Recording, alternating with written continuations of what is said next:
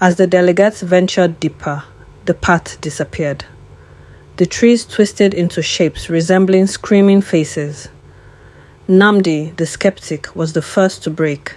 He began to hear his own mother's voice luring him off the path.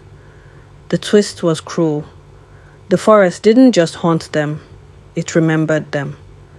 The trees revealed that Mahdi hadn't just been killed. She had been buried alive, her screams fueling the roots. The horror set in when they realized they weren't just searching for a grave, they were standing on it. The entire forest floor began to pulse like a beating heart.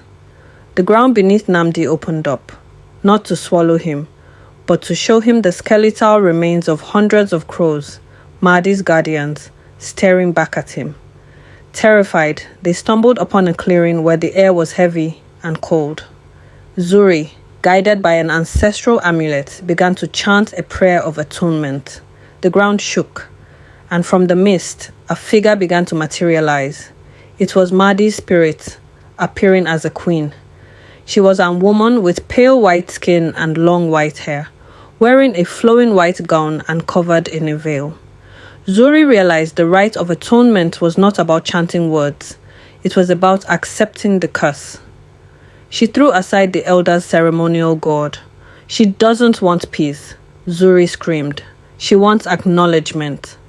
From the pulsing earth, mist coalesced into Mahdi's ultimate spiritual form, regal and powerful, with pale white skin and voluminous, billowing, long, curly white hair that looks like smoke. She wore an emerald green attire adorned with gold, and her face is still shrouded in a sheer, mysterious veil.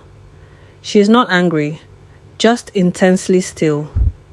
Mahdi slowly raised her hand and pointed a single finger, not at the delegates, but far off into the distance, towards the location of the village. The delegates followed her gesture with looks of dawning understanding. They knew what they had to do.